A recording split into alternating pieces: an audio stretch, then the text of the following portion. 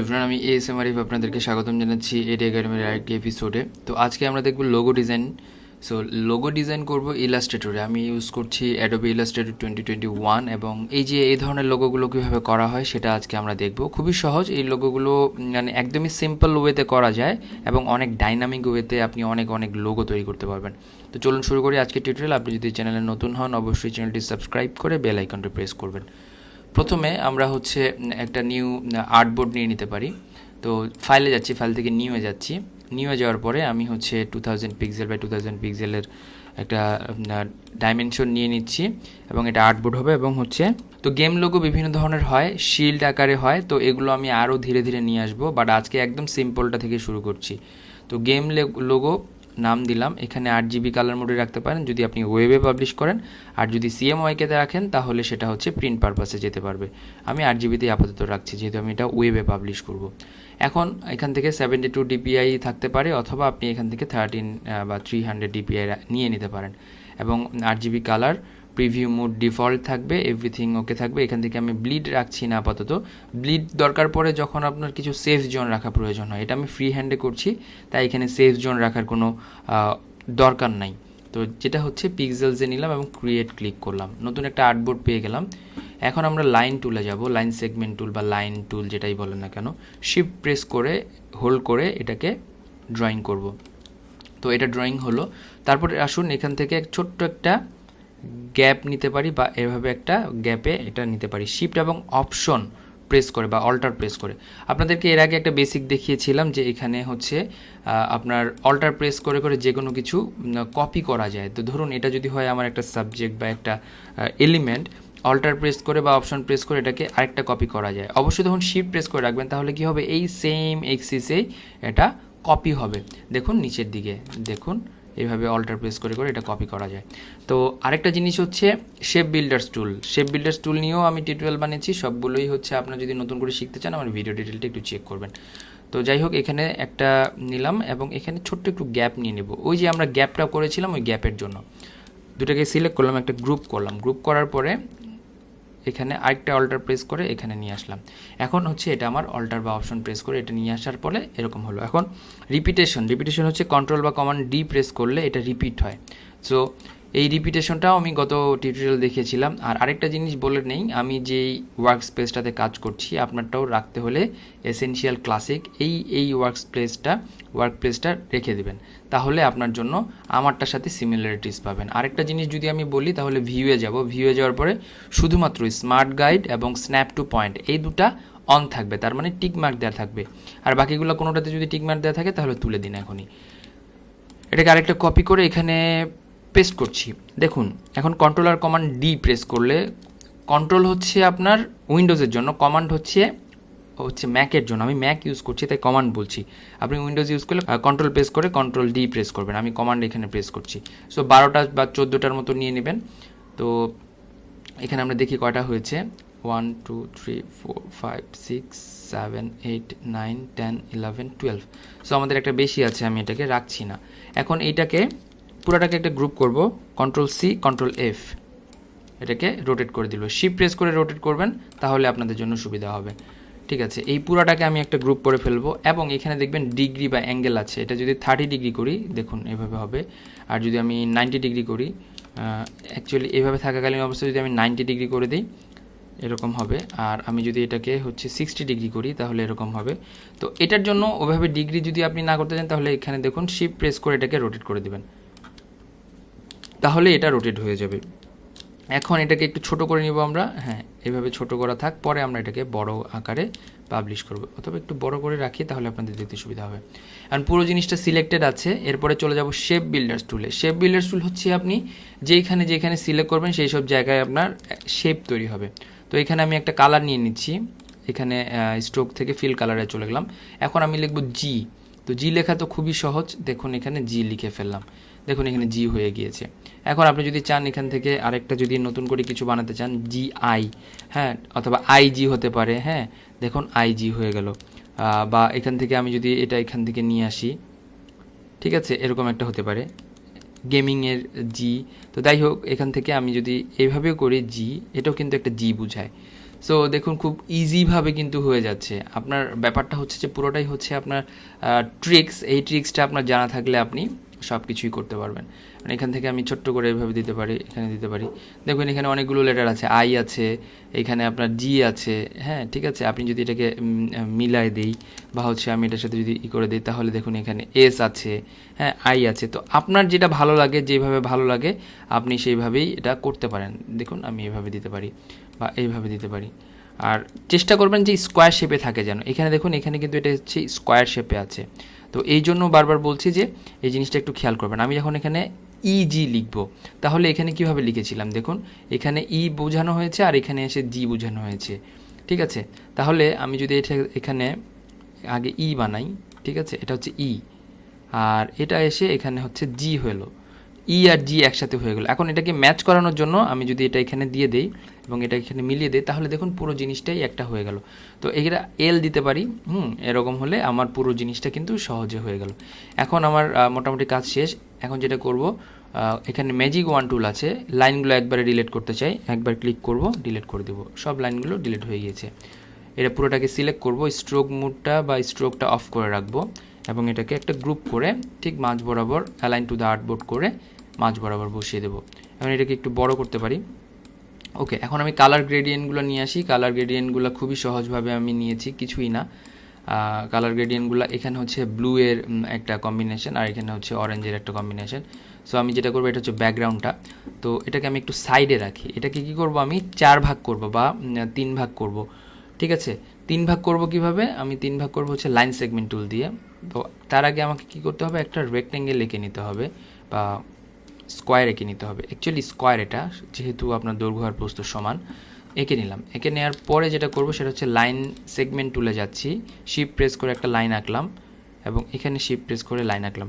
এই লাইনগুলো মাঝামাঝি হয়েছে কিনা এটা চেক করার জন্য সবগুলোকে সিলেক্ট করে কি সাবজেক্ট হিসেবে এটাকে সিলেক্ট করলাম। করার পরে হচ্ছে যে দেখুন ঠিক মাঝ বরাবর আমার লাইনগুলো চলে আসলো। এবং এখানেই দেখবেন পাথফাইন্ডার এখানে ছোট্ট 3টা ডট আছে, এগুলোকে এক্সপান্ড করা যায় এবং এখানে ডিভাইড করে দেব।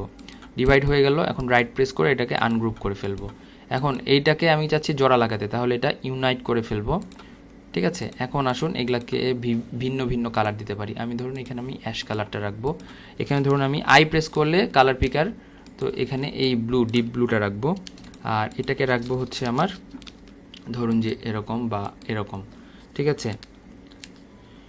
এখন বা এটাতে আমরা একটু মাল্টিপল গ্রেডিয়েন্ট দিতে পারি। মাল্টিপল গ্রেডিয়েন্ট যেভাবে দেয়, এখানে দেখবেন যে গ্রেডিয়েন্টের এখানে মাল্টিপল গ্রেডিয়েন্ট আছে। এই গ্রেডিয়েন্টটা হচ্ছে, গ্রেডিয়েন্ট মানে কি জিনিসটা হচ্ছে যে আপনার বিভিন্ন কালারের কম্বিনেশনটাকে গ্রেডিয়েন্ট বলা হয়। 2টা কালার হলে বাই কালার গ্রেডিয়েন্ট। আর সেই গ্রেডিয়েন্টটা যদি হচ্ছে লাইন আকারে দেওয়া হয় সেটা হচ্ছে লিনিয়ার গ্রেডিয়েন্ট। আর যদি সার্কুলার দেওয়া হয়, ধরুন এরকম যদি হয় সার্কেল, মাঝখানে এই জিনিসটা সার্কেল থেকে আসছে এটা। আরেকটা হচ্ছে আপনার মাল্টিপল গ্রেডিয়েন্ট। মাল্টিপল গ্রেডিয়েন্ট বলতে এখানে আপনার বিভিন্ন ধরনের কালার আপনি ইউজ করতে পারবেন। ধরুন আমি এখানে আমি এই কালারটা ইউজ করতে চাই, পার্পল। এখানে ধরুন যে আমি আরেকটু ডিপ কালার, এখানে ডাবল প্রেস করলে এটা চলে আসে। এখানে ধরুন এরকম একটা কালার ইউজ করতে চাই। এখন যদি আমি নিচের দিকে আসি, নিচের দিকে আমি আরেকটু ডিপ কালার ইউজ করতে চাই, এরকম হতে পারে, ঠিক আছে। আর এই ব্লুটাকে আমি ধরেন যে এরকম একটা ব্লু দিতে পারি। দেখুন এখানে একটা গ্রেডিয়েন্ট তৈরি হয়ে গেল। তো এটা মাল্টি কালার গ্রেডিয়েন্ট। তো এই লোগোটার এখন ভার্সন তৈরি করব। এটাকে উপরের লেয়ারে নিয়ে আসি আগে এবং এটাকে ঠিক মাঝ বরাবর বসাই। এটা নিচে নাম লিখতে হবে, নাম লিখে ফেলি। চলুন এখানে আমরা চলে যাচ্ছি হচ্ছে টেক্সট টুলে। টেক্সটকে আর একটু বড় করে ফেলছি এবং এখান থেকে আমরা এভনির নিচ্ছি। এভনির যে হচ্ছে বোল্ডটা আছে এটা নিচ্ছি। এখন হচ্ছে এলিট গেমিং, ঠিক আছে। এখন এটাকে ঠিক মাঝ বরাবর বসিয়ে ফেলি এবং এটাকে একটু গ্যাপ তৈরি করি, হ্যাঁ তাহলে ভাল লাগবে। এবং এলিট এবং গেমিংটাকে আমি নর্মাল ফন্টে না রেখে আমি হচ্ছে বোল্ড থেকে একটু নর্মাল, মিডিয়াম বা রেগুলারে নিয়ে আসছি। তাহলে দেখুন একটা ডাইমেনশন ক্রিয়েট হবে। ওকে, এবং এখানে আমরা কাজ করব। এটাকে আই প্রেস করছি। আই মানে হচ্ছে কালার পিকার। আই কিবোর্ড থেকে আই প্রেস করার পর এটা দিয়ে দিচ্ছি। তো এখানে দেখুন এটা আমার কাছে ঠিক মনে হচ্ছে না। আমি এটাকে কী করবো, 30 ডিগ্রি যদি দিই এরকম হচ্ছে, -60 দিলে এরকম হচ্ছে। তাহলে আমরা -60তেই রেখে দিব। ওকে, এখন আসুন এটাকে আই প্রেস করে এটাকে আমি এই ডিপ কালার দিয়ে দিচ্ছি। ওকে, এখন আপনি যদি চান এটার পিছনে একটা শ্যাডো ক্রিয়েট করতে, তাহলে কি করব, আমরা এফেক্টসে যাব, স্টাইলসে যাব, ড্রপ শ্যাডোতে চলে যাব। টপ শ্যাডোতে গিয়ে, ঠিক আছে, এটাকে একটু বাড়িয়ে ধরুন যে আপনার 8-এর মতো করে দিচ্ছি। এখানে প্রিভিউ দেখা যায় কতটুকু কি হচ্ছে। আর এটা এত পিক্সেল রাখবো না, আমি 2-3 এর মতো রাখতে চাচ্ছি, ঠিক আছে। দেখুন এরকম হতে পারে। আর এটা মাল্টিপ্লাই না রেখে নর্মাল রাখতে পারি।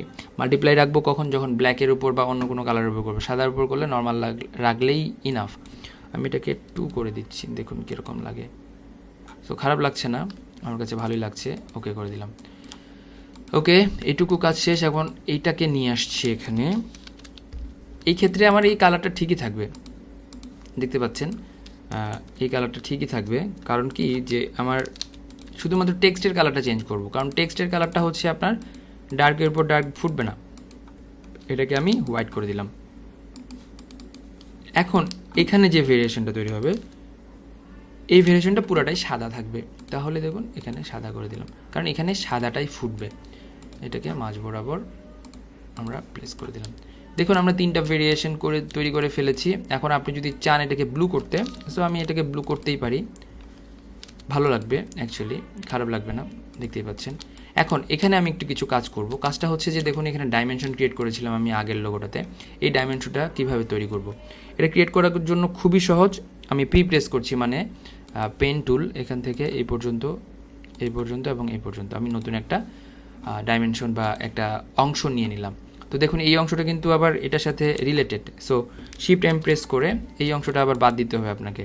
সো এখানকার এই অংশটা বাদ দিয়ে ফেলতে হবে, তাহলে থাকলো এই অংশটা। এখন এটাকে কি করব, আমরা হচ্ছে ব্লেন্ডিং অপশনে যাব। এটাকে ব্লেন্ড করা বলে। ব্লেন্ড করে এটাকে মাল্টিপ্লাই করে দিতে পারি, এটাকে স্ক্রিন করে রাখতে পারি, বা এটাকে ওভারলে করতে পারি। সো ওভারলেটাই আমার কাছে ভালো লাগছে, এটাকে আমি ঠিক করে দিই। দেখুন একটা ডাইমেনশন ক্রিয়েট হয়েছে, এবং এটাকে আমি জাস্ট শুধু রোটেট করে দিব, Ctrl+C Ctrl+F। কিন্তু এটা রোটেট করলে কি সেমভাবে মিলবে, এটার সাথে সেমভাবে মিলবে না। সো এই ক্ষেত্রে কিন্তু আপনাকে যেটা করতে হবে সেটাকে নতুন করে নিতে হবে। প্রেস করছি, প্রেস করে আবার নতুন করে শিফট এখানে, এবং এখান থেকে এই পর্যন্ত আমি গ্রেডিয়েন্টটা নিয়ে নিলাম। সো তারপরে যে কাজটা করব, এই যে মেইন যেটা ছিল আমাদের, আগে আমি আনগ্রুপ করে ফেলি, তাহলে আমার জন্য কাজ করতে সুবিধা হবে। আনগ্রুপ করে ফেললাম, এবং এখান থেকে এই দুটাকে ধরলাম, শিফট এম প্রেস করছি। দেখুন এই জায়গার এই অংশটুকু বাদ দিয়ে দিলাম। এখন আমার তো এটা আলাদা কালার, তাই না, এটা আলাদা একটা লেয়ার এটা সহ। তো এটাকে আমি কি করব, ওভারলে করে দিচ্ছি। দেখুন এখানে কিন্তু একটা ডাইমেনশন তৈরি হচ্ছে। সো এই ডাইমেনশনটা আপনি জি প্রেস করে কিন্তু গ্রেডিয়েন্টটা ঠিকঠাক করতে পারেন আপনি আপনার মতো করে, এরকম করে। সো দেখুন একটা ভেরিয়েশন তৈরি হয়ে গেল। তো এই ভেরিয়েশনটা আপনি কিন্তু সব জায়গায় ইউজ করতে পারেন। তো আরেকটা কাজ আমরা করতে পারি, এই যে গেমিং যে ব্যাপারটা, এই সাদা জায়গাটা পুরোই হচ্ছে মানে একদম ফাঁকা ফাঁকা লাগছে। আমরা একটা এখানে গেমিংয়ের কোনো কিছু দিতে পারি। আনস্প্ল্যাশ নামে একটা ওয়েবসাইট আছে, যেখানে ফ্রি অফ কস্টে রয়্যালিটি ফ্রি ছবি পাওয়া যায়। তো গেমিং লিখে সার্চ করলে আপনার কিছু গেমিংয়ের ছবি চলে আসবে। তো আপনি এখান থেকে যে কোনো একটা গেমিংয়ের ছবি আপনি ইউজ করতে পারেন, এখানে ব্যাকগ্রাউন্ড হিসেবে আমরা ইউজ করতে পারি। তো ধরুন এই ছবিটা আমার ভালো লেগেছে, এটাকে আমি ডাউনলোড করে নিলাম। সো ডাউনলোড করে ফেলছি। ডাউনলোড হয়ে গেলে এই ছবিটাকে আমরা শো ইন ফোল্ডার করলাম। এখান থেকে আমি ডিরেক্ট ইলাস্ট্রেটরে টেনে নিয়ে চলে আসলাম। সো এখানে কিন্তু এটা অনেক বড় একটা ছবি, সো এটাকে আমি একটু ছোট করে দিচ্ছি। ওকে, এবং এটাকে শেষের লেয়ারে পাঠাচ্ছি। কারণ এখানে যে হোয়াইট কালারটা ছিল এটা একটা কপি করব, মানে এই যে হোয়াইট রেক্টেঙ্গেলটা ছিল, Ctrl+C Ctrl+F করে এই যে এই দুটা, মানে আমার যে ছবি ছিল এবং এই রেক্টেঙ্গেল ছিল, এটাকে ধরে মেক ক্লিপিং মাস্ক করে ফেললাম। উপরে চলে আসছে, এটাকে আমরা কি করব, অপাসিটি একদম কমিয়ে ফেলবো। সো এটাকে আমরা শেষের লেয়ারও পাঠাতে পারি, ঠিক আছে, দুটাই করতে পারি না। এখন উপরে এখান থেকে এটা বাদ দিতে পারি। দেখুন এখন কিন্তু জিনিসটা মনে হচ্ছে যে না, আমার হচ্ছে জিনিসটা ভালো লাগছে। তো এই ব্যাপারটাই হচ্ছে আপনারা করতে পারেন, একটা ডাইনামিক বা ব্যাপার বা ডেপথ ক্রিয়েট করতে পারেন। তো খুব সহজে এই ধরনের অনেক ক্রিয়েটিভ লোগো আপনারা তৈরি করতে পারবেন আশা করি। ভালো থাকবেন সবাই, সুস্থ থাকবেন, নিরাপদে থাকবেন। Keep me in your prayers. যে কোনো ধরনের কমেন্ট বা হচ্ছে আপনাদের যদি কোয়েরি থাকে, প্লিজ আমাকে কমেন্টে জানাতে ভুলবেন না।